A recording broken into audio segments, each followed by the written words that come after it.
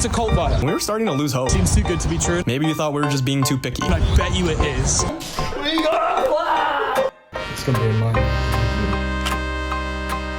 Apartment hunting in New York City is such a roller coaster ride. It is chaotic, it is time consuming. First time that I moved to New York, I got so lucky. Last summer when I moved here from Boston, I looked at 2 or 3 apartments before signing the one that I'm currently in. It took maybe 3 days, and I thought apartment hunting was always gonna be like that. It's gonna be easy, it's gonna be fast. I was wrong. This time, my roommate and I looked at over 30 apartments, with 20 of those being in-person tours over the past 2 months. At first, I was so excited to see new places. Now, after looking at more than 20 apartments, I'm tired. I'm just glad now that the search is over, so let's get into it.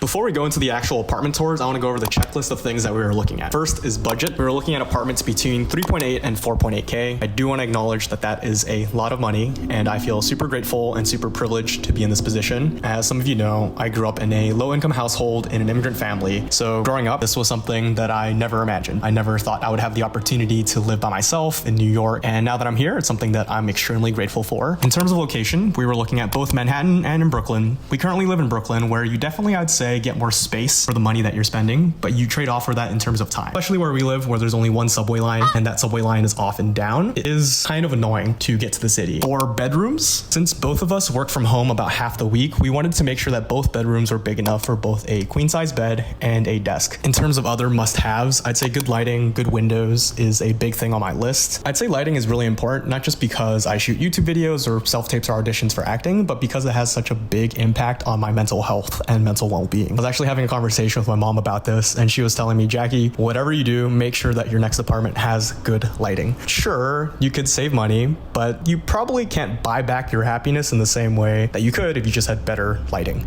Next up, subway lines. The place that we're currently living at has only one subway line, so a must-have for the next apartment is to make sure that it is on at least 2 subway lines, so that if any of them are down for maintenance, we can still use the other one. Next up, storage and closets. I feel like since I've lived in Brooklyn and there's so many good thrift stores here, I've definitely increased my wardrobe. Living space is probably the last must-have. So Dylan and I both enjoy hanging out and watching shows to unwind at the end of the day, and we just want to have a space that's comfortable, that we enjoy lounging out in or hanging out with our friends. In terms of nice-to-haves for other amenities, there's laundry. Preferably laundry is in building, though the more we toured, the looser that requirement became, as we realized that about half the places we were looking at just did not have laundry, especially in the East Village and the Upper West Side. Dishwasher, not that important for me. I grew up without a dishwasher, and even though we have one now, it's not something that I use that often. And then finally, a gym. A gym would honestly be a great to have. I think it really does make a big difference to have one close by, because it takes away the inertia of exercising, and exercising just has so many benefits for mental and physical health. Even though it's a really nice to have, I know that it's going to cost a lot more money, and most of the buildings that we looked at didn't actually have gyms in building. So that's the full checklist of things that we're looking at. Let's jump into apartment number 1. I'm gonna look at notes while I do this to see, because I don't remember all the stuff. How's it going, man?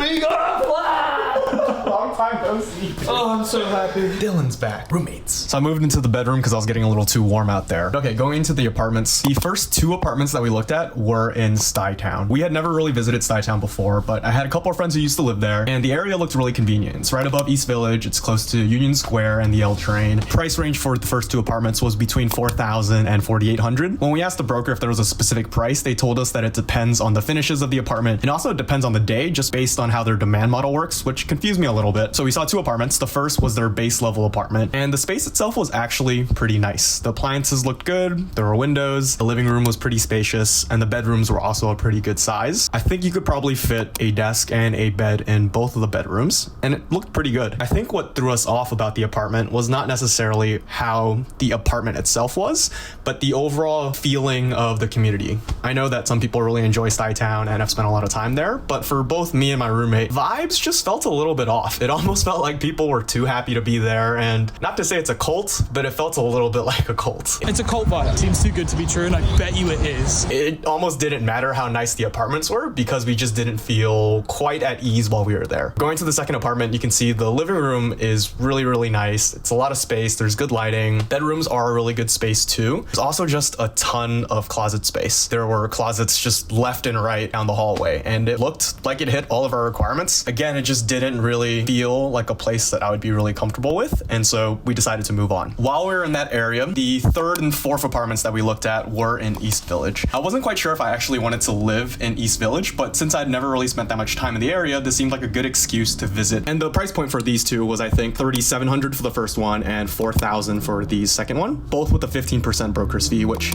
the landlord told me, or the broker told me, is just common in that area. And I think the issue with both apartments was that they were just a little bit too small. In the first apartment that we looked at, everything seemed a little bit crowded. It was a couple living there, and they used one room as their bedroom, and they used the other room as their living room slash nook space, and it looked really cute and really comfortable, but it just felt a little too small for me and my roommate since we both would be working at home. It was also, I think, a fourth floor walk up with no laundry in the building, so that would have been a little bit inconvenient. Second one looked really, really nice. The living space had really big windows, really good lighting, seemed really spacious. The first bedroom also looked really good. It had a lot of light. It had really good closets. The apartment seemed fine up until this point of the tour. That's when I saw the second bedroom. I think you could probably only fit a bed in there and you wouldn't be able to fit a desk. That was an issue that I think we saw with a lot of apartments, and this is probably when I first started noticing it, where you would have a bedroom that is a great size, you can fit a bed, you can fit a desk, but then the second bedroom would be much, much smaller, and not only would it make it not possible to work from home there, at the very least you'd have your desk in the living room, which has less privacy, but it also just created a really weird rent split for me and my roommate, and so we decided that these weren't for us either.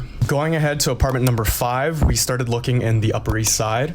I think the budget for this apartment was $3,700, but because of the 15% fee, it brought us up closer to $4,600 because it also had an earlier move-in date by a month. The size of the apartment actually looked pretty good. In the kitchen, they had a breakfast bar, so it connected both the kitchen, dining area, and the living room, which is really nice. The living room itself was also pretty spacious. They were able to fit a good-sized couch in there, and also some other furniture, like a dining table. There wasn't any windows in the living room area, but I think that was actually okay. I guess there was actually a window, but it faced a wall, so it felt almost the same as having no window. The bedrooms in this unit were both pretty evenly sized as well. Both people had a desk and a bed in there, and they also had space for some other things like a dresser. So this one was actually pretty decent. The main issue that I had with it was, one, we were pretty early in the process, so we felt like it was a little too soon to settle. We felt like there was probably something better we can get if we just looked a little longer. But the other major issue was that there just wasn't a lot of sunlight. It was a really nice day when we were walking there, and there was a lot of sun when we were entering the building. But when we got into the apartment, because a lot of the windows were facing walls, we just didn't get to experience a lot of that, and I knew that that was something that would make me sad, so that was a no-go. The sixth apartment was also in the Upper East Side. This one we were looking at just a little bit for fun. It was $5,000, which was already out of our budget, but it was no fee and in an area on the Upper East Side that we hadn't looked at before, whereas that first one was in the 80th Streets between, I guess, 2nd and 3rd Avenue. This one was closer to 50s and 60s. My initial impression was that the Upper East Side areas would be kind of similar, but it felt really, really different. The apartment itself was really big, really spacious, had a lot of windows, but the bedroom layouts were pretty weird. The first bedroom was really small. It had these weird doors that led one into the kitchen and then two into the living room.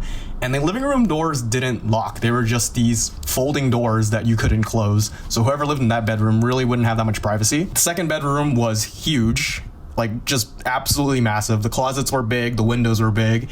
And again, it just created this really weird rent split. Not that we were considering this place super seriously to begin with because it was already out of budget, but even if it was within budget, just because of the layouts of the room, I don't think it would have worked out.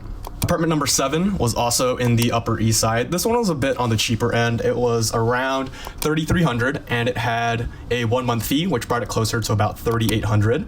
The issue with this one was I think that it was a little too dark and a little too small. The living space did seem a little cramped. They had 2 bedrooms, but one of the bedrooms was a little bit bigger than the other one where they could fit a bed and a desk, but the other bedroom seemed to have a twin-size bed and a desk. And because of the windows, there just wasn't a lot of light in the living room or in the smaller bedroom. So that wouldn't have worked out for us. The 8th apartment that we saw was also on the Upper East Side, and this was definitely one of my favorite apartments going in. So you walk into the living room and immediately see just an amazing amount of light because of how big the windows are and because it has a balcony. And when we go up to the bedrooms, it was a duplex, so we had to take the stairs. There was also just incredible lighting in the bedrooms. The first bedroom has this amazing circular window, and I just absolutely loved it.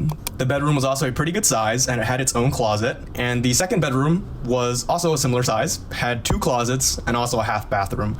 The trade-off there is that one has a half bathroom, but it doesn't have that massive window, and my roommate and I are okay with that. I would take the room with the big window, and he would take the one with the half bathroom. The issue with this one is that they wanted us to move in on April 15th. It was $4,200 and no fee, but because of the April 15th move-in date, it would have brought us up to about $4,700, which, while still within budget, did just feel a little bad that we would have to pay extra rent for about a month and a half. And so we really deliberated on this one. This was one that met all of our requirements, was in a neighborhood that felt really nice. The night of that we saw it, we were thinking about it. We were really close to signing, but we decided to sleep on it. And then when we woke up the next day after talking to some friends, we figured, maybe there's something better that's still out there. We're still very early in the process. And so we decided to pass. Apartment number 9, we're staying uptown, but we're looking at the Upper West Side instead. This first one was a townhouse that was $3,600, but it had a 15% fee and a 1 month earlier move-in date, so it would have brought us up closer to about $4,400. First bedroom was really big and really spacious. It had a decorative fireplace, windows, closets, kind of enough space for everything. The living room also looked super nice. It had enough space, it had really good windows, and it also connected to the kitchen with a kitchen bar, which again, I really love just because it connects the 2 spaces together and makes the whole common space feel a lot bigger. The amazing thing about this one is it also had a walk-in closet area where they had a big closet, they had some storage space up top. The bathroom layout was a little weird because they split it up into 2, where you had one bathroom that had just the toilet and the sink, and then you had the other bathroom that was the shower. I guess that works out for roommates who you can still use the bathroom if your roommate is in the shower. The biggest turnoff, and I think the reason why this place didn't work out, was because the second bedroom was just too small. Whereas the first bedroom was a great size, the second bedroom could only basically fit a full-size bed, and that's about it. It had a closet, it had good lighting, but I think because you couldn't fit a desk in there and because the rent split would have been so weird, we decided to forego this place. Otherwise, as our first introduction to the Upper West Side, it was a really gorgeous apartment. Apartment number 9 is also on the Upper West Side, but now instead of looking at the 70s and the 80s, we were looking at Lincoln Square. It was $3,300. Oh, I take that back. It was $3,500 with a 15% broker fee, which brought it up to $4,000. It had a pretty good sized living room, it fit a full couch, it had nice windows, and both of the bedrooms were pretty evenly sized as well. Within them, they fit both a bed and a desk, so it met some of those requirements, but it did feel a little bit more cramped, and the lighting in one of the bedrooms was a little dark. Sounds like I'm nitpicking on this one, but I think when we're spending that much money to live in Manhattan, we really just want to make sure that the space is really comfortable. And I think that was one of the biggest differences for this apartment and the earlier apartment. Whereas that Upper West Side apartment in the 70s felt a lot like a neighborhood, moving down just 10 streets to the Lincoln Square area made it feel a lot less neighborhoody. The whole area felt a lot more academic, where you had a lot more concrete buildings and a lot less of those kind of neighborhood, brownstone, red brick atmosphere vibes. So that one was a no-go for us one. Apartment number 11 was back in the Upper East Side. This one was $4,400, but had a 1 month fee, so it brought it up to $5,100. This already brought us out of budget, but it was worth seeing, in part just because it was such an interesting unit. It was by far the largest apartment that we had seen. When we went to see it, it was actually flexed into a 3-bedroom where they made the living room into a 3-bed. It had good windows, good lighting, and all the bedrooms were a really good size. So on the space front, this definitely met all the requirements. The kitchen and dining room area were also really nice. The biggest issues for this one were that it was out of budget and it just didn't feel like a neighborhood that we'd really love. This one was the furthest uptown for the Upper East Side apartments that we looked at. It was in the 90s. And again, just moving 10 streets up felt a lot different than when we were looking at apartments in the 80s. And it just felt like if we were gonna move to Manhattan and we wanted to be somewhere more convenient, it didn't make a whole lot of sense to spend a lot of money to live uptown, even if that meant that we would get really big rooms. Apartment number 12 was in Hell's Kitchen. It was $3,250 with a 15% fee and a 1 month earlier move-in, so it ended up being around $4,000, which was definitely one of the more affordable ones within the list that we were looking at.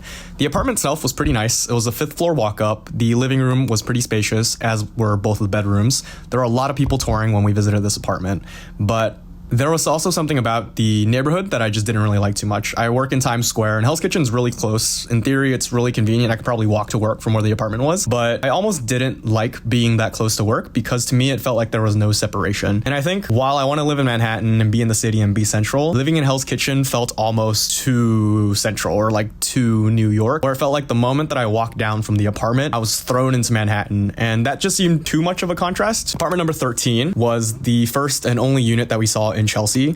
It started off at $4,700 and it had no fee but 1 month earlier move-in, so it would have brought it up to $5,100. That brings us above budget, and it probably would have been too expensive even if it hadn't been bidded up.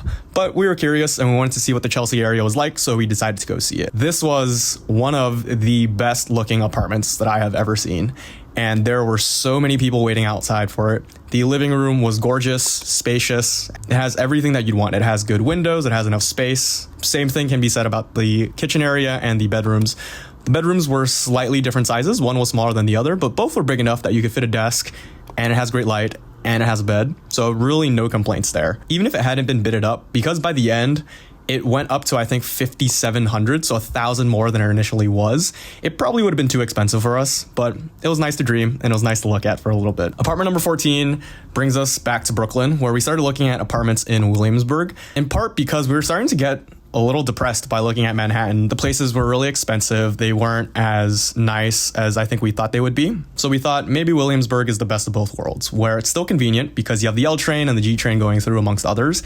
And it's also just a little bit cheaper than some of the areas that we were looking at. I say a little bit cheaper in air quotes because Williamsburg is definitely starting to become one of the more popular and expensive areas. So for apartment number 14, it was in the heart of Williamsburg, very close to McCarran Park. It was $4,000 a month, no fee, and our ideal move-in date. The reason why it was so cheap and no fee is because it was actually a lease break that someone had posted on Facebook. This apartment was really, really nice. The only issue that we had with it, and we found out from seeing it in person, was that the second bedroom was just a little bit too small to place a desk.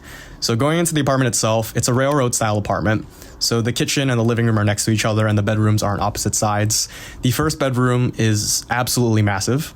Right now there was a couple living in there, so they actually use the first bedroom as their living room area, and it has really nice lighting. It's really big. It has good closets. Absolutely no complaints about it. The second bedroom was a lot smaller. The couple had their bed in there, but there was no room for a desk. And I think that was a deal breaker for us just because we both work from home. We considered potentially putting a desk in the living room, but just looking at the living space and how it was a railroad apartment, it didn't seem like something that was that feasible. And so even despite the really amazing price and the really great location, we ended up passing on this apartment. Apartment number 15 is also in Williamsburg. It's $4,400, but because of the 1 month earlier move-in, it brought it up to $4,800. This one we also did not find on Street Easy. It was another lease break. The living room area was really, really nice. Even though we went to see it in nighttime, from the pictures and the other video that we saw online, during the daytime, it got a lot of light. It was on one of the busier streets, but because it faced the back, it was also really quiet. So it was the best of all worlds. It was spacious, you got a lot of good light, and it was quiet. And because it was on Main Street, it was also really convenient. The downside of this one were that the bedrooms were a little bit smaller and they didn't have any closets. So one of the bedrooms, you can fit both a desk and a bed just based on how it was set up. It was a little bit longer. So you can have a bed on one side and then on the other end of it, you can have the desk. The other bedroom, they didn't have a desk. They just had their bed. So it probably would have been a little bit difficult to squeeze. The living room had a couple of closets, which was really nice. And I don't have it in the video, but this building also had a rooftop and a gym. We ended up really, really liking this apartment, and we talked to the current tenant to connect us with the landlord. They told us that there was one application in before us, and then we never heard back. That was a little bit heartbreaking because when we saw this apartment, it met everything that we liked. Sure, the bedrooms were a little bit smaller, but given how nice the living room was and how good the lighting was, that was a compromise that we were both willing to make. We just never heard back, so we moved on. The final apartment that we saw in Williamsburg was $4,500. And it had a 1 month fee and a 1 month earlier move-in. So that brought it up to an unfortunately ridiculous price of $5,250. The reason why we saw this to begin with was because we thought that the move-in date was flexible. But after seeing the unit and touring it, they told us that it wouldn't be possible, that there were too many applications, and that we'd either move in a month early or we wouldn't be in contention. That being said, it was a really, really nice apartment. Even though it was listed as a 2-bedroom, there were actually 3 bedrooms, with one of the bedrooms not technically being listed because it didn't have windows. But it was still a really good size. The 2 normal bedrooms had amazing windows, had access to a balcony. Even though the windows were north facing, the lighting was just really, really good. The living space was actually pretty large as well. There was no windows in the living room, but I think just based on the amount of light that the bedrooms got, that would have been okay with me. It was a 2nd floor walk up in a really nice part of Williamsburg. I was heartbroken that there was no flexibility with the move-in date because this would have been one that I really, really liked.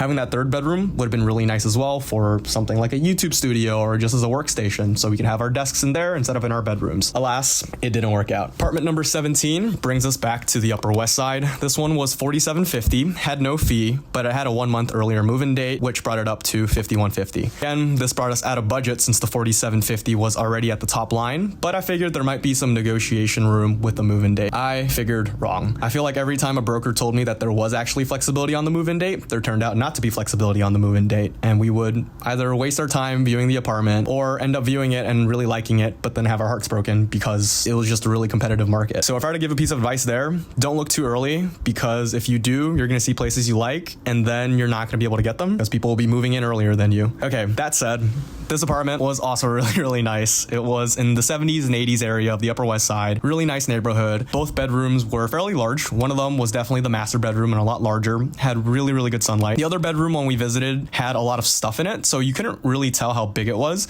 but I was told you could probably fit a full-size bed in there, and then the person who used to live there put their desk on the outside.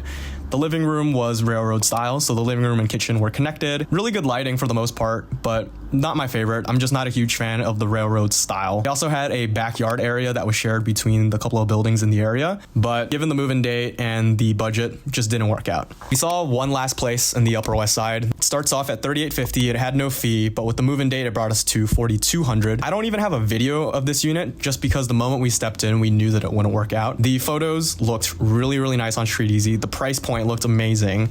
And so when we were walking in, we figured, what's the catch with this apartment? The catch was, one, that the living room size was much smaller than what was shown in the photos. I think the angle that they took it at made it look like there was a separate living room and dining room, but it was all just connected together with the kitchen. So there really wasn't any separation between the two, and it felt like you basically had a dining room and no living room. The other major red flag was that the apartment was next to a public school, and that it was just going to be really loud on the weekdays when the school bells are ringing, when the kids are outside playing on the playground. This is something that we asked one of the current tenants there, and she said that it does get pretty noisy on the weekdays. And I always appreciate when tenants are transparent about what it's like to live there. When people are touring our apartment right now, we say the same thing, that it's a little inconvenient because you only have one subway line and it's sometimes down. And because we're also next to a highway, it does get pretty loud. I'd say at this point, it all sounds a little bit like white noise, but occasionally you do get a motorcycle revving, you do get a bus that makes really loud noises. So if the tenants are there and they're comfortable with it, definitely ask them questions, try to get the actual truthful situation of what it's like to live in that building and not just what the broker tells you. Because let's face it, the broker does have an incentive to get you into the building, and they might not be giving you the full picture of what it's like to live in that unit. Apartment number 19 brings us to LIC. I also don't have a video for this apartment because the moment we stepped in, we knew it wasn't right. It was $4,000 and had a 1 month fee and a 1 month earlier move-in. Starting to see a theme here, so it brought us to $4,700. It was a ground floor unit. The space itself was okay.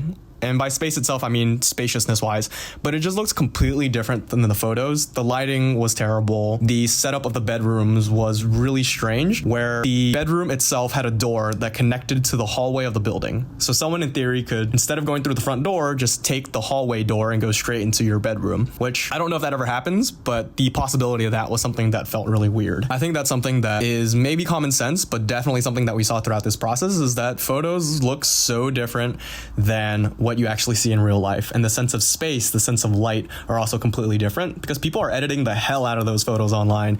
And when you step in and you see that it's beautiful outside and completely dark inside, it instantly lets you know that something is off there. Apartment number 20 is back in the Upper East Side. This one was $46.75. It had no fee and it was our perfect move-in date. Jumping into the living room, the space itself was actually pretty large. The living room was a good space. The bedrooms were both a good size as well. But from the video, you can see that it's pretty dark. And this was taken at about 4 p.m. on a really nice day outside. And as nice as the size of the space was, I felt like if I had lived here without any sunlight, I would just get really sad. It was also in the 60s in the Upper East Side, and rather than feeling like a neighborhood, when I walked outside, I felt immediately thrown into the financial sector, where I would see people who look like they work in finance wearing Patagonia vests, talking on their phones, sounding very businessy, and that just wasn't the atmosphere that I was looking for. It didn't seem like a really relaxing place to live, and given the sunlight, just did not work out. Apartment number 21, final apartment, for privacy reasons, because it's the one that we end up with, I'm not gonna say where it is. Starts off at $4,200, but after a 15% fee,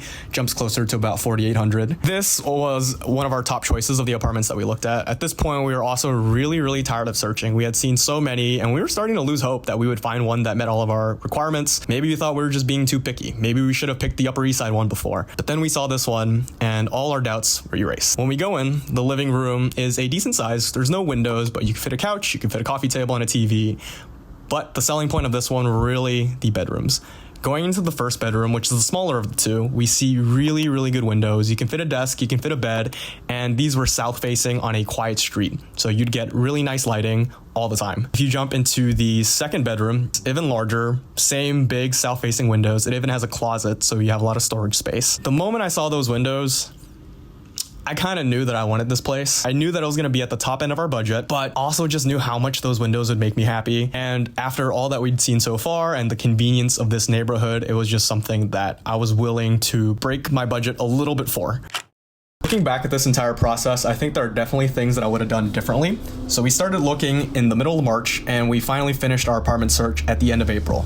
So from beginning to end, it took us about a month and a half versus the 3 days that it took us last year. If I were to give myself advice, I'd say 1, look for apartments early, but don't look that early, because you're gonna end up heartbroken. I think that was probably the biggest mistake that Dylan and I made, is that we started looking at apartments too early. So everything that we were looking at had a move-in date that was a month earlier or available now, and we were just so eager to find a place because we were scared that we wouldn't, that we were willing to make concessions that I don't think we needed to. If we had started looking a little bit later, I think we would have started seeing apartments that matched our move-in date, where we wouldn't have to pay overlapping rent for periods. The second thing that I actually think we did do pretty well was looking at other websites that weren't StreetEasy. So StreetEasy, if you're not from New York, is the main apartment hunting website that people use. It's search by move-in date, budget, all the things that you're looking for. It's by far the best user experience of the other apps. But if you look at places like RentHop, LeaseBreak, Facebook, you're gonna find hidden gems that you might not find on StreetEasy. So for a couple of apartments on this list, including ones that I really liked, we actually found them on RentHop or Facebook. It didn't end up working out, but I think it gave us options that were a little bit of a better deal than what we found on StreetEasy, just because we knew these were things that not everybody was looking at. The final thing I'd say is this: if you have the option to,